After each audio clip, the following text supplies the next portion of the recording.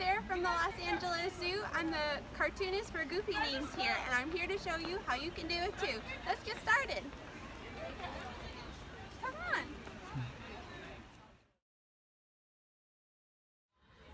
First things first, I look at my order form and decide what I need to do. If it's a deluxe, I look at the sketch I did of the child and start there. We sketch out the child as fast as possible, making sure that it looks like what's on the order form. And then once the child is done, we sketch out the name. That's all we sketch out.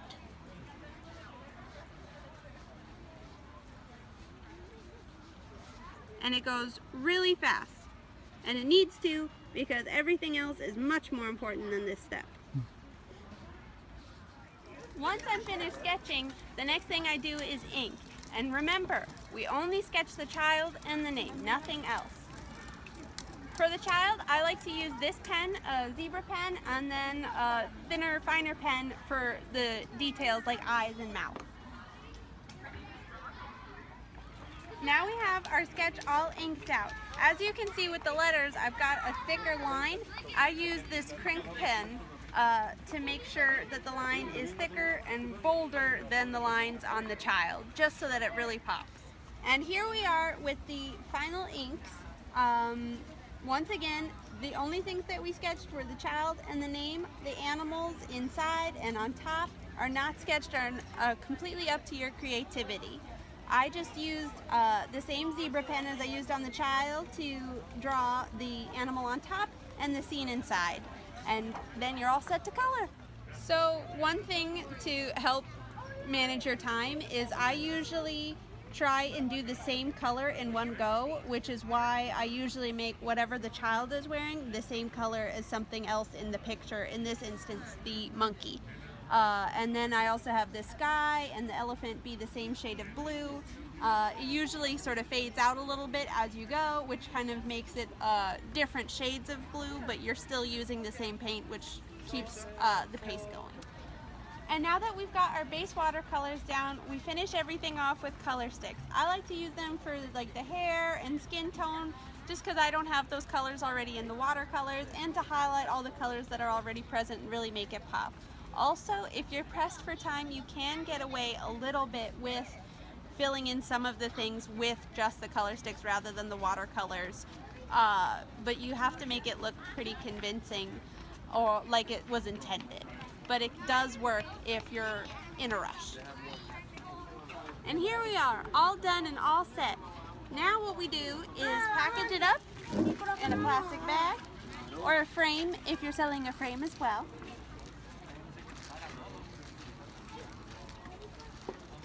Hold it all nice and clean and set it right here in a very clear spot. We have this pink pad here so that it's really bright and lets people know that this is where they can pick up their picture when they're done with their great day at the park.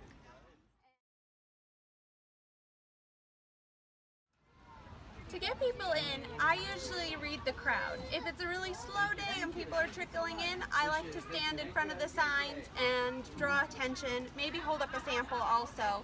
Say stuff like, Goofy Names, get your name illustrated right here at the zoo. Order now, pick up later, and bring home a goofy animal friend today, or whatever it is that your park especially offers. It's important to highlight the order now and pick up later because that's really what brings people in. On a busy day, however, people don't really like being hawked at as much. So I like to sit back and then say my spiel and then probably also show off the samples. But the big signs will bring people in during busy days. But on slow days, hawk away. For the order form, we usually have to make sure that the customer doesn't try and fill out the order form themselves, if only because they don't know exactly what they're filling out.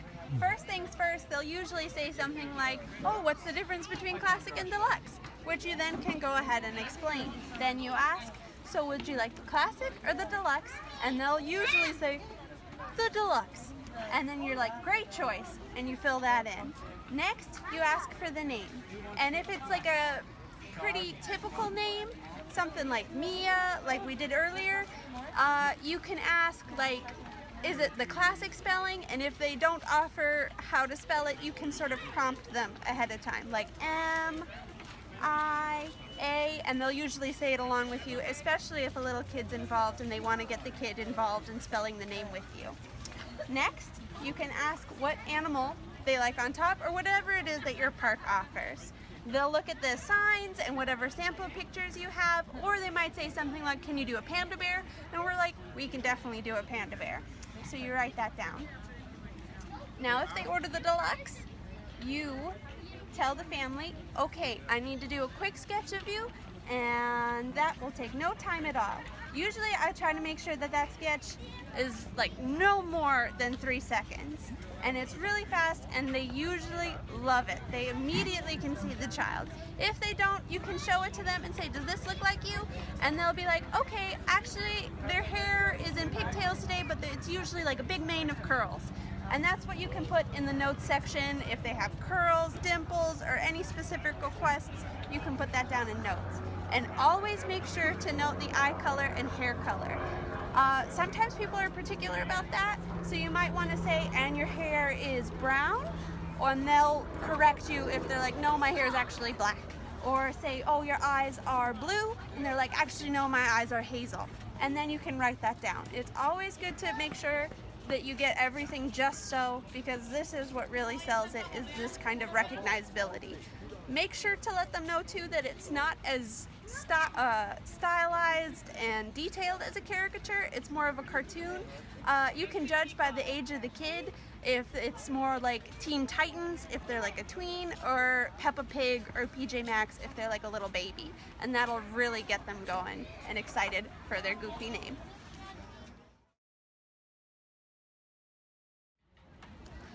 For the workflow, usually you'll get orders in clumps. At the zoo, our busiest times are 11 to 1, and that's when people really come in and order all at the same time. To make sure that you don't get overwhelmed and stay organized and make sure everything is perfect, I like to think of these clumps as groups and do them in groups of 3. So I'll take one name, sketch it out, and go through our process, and then another and another. I usually do the sketch for all 3, then the ink for all 3, and then paint for all 3, set them aside to dry, and then go about my next group in the clump. That way I make sure that everything gets done, and if people come back earlier or at the time that I suggested rather than at the end of the day, at least the watercolors are there and I can do our final touches and people don't get mad. I cannot emphasize enough that as long as the watercolors are there, then you're all right to set it aside and keep moving on to the next group. If you're at the ink stage or sketch stage or nothing on the paper at all, people will get mad. But the finishing touches after the watercolors is a-okay. And that's how I usually make sure that everything gets done when I have 5 orders at a time or 6 orders at a time, which will happen.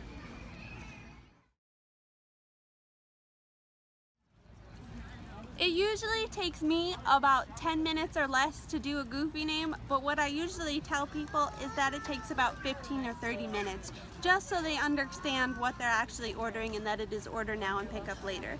Don't be discouraged if it takes you about 25 minutes when you're first starting. You will get faster. And people are usually very understanding as long as you're perfectly honest about the nature of what goofy names are. And don't worry, they will come. They come in clumps and they come fast.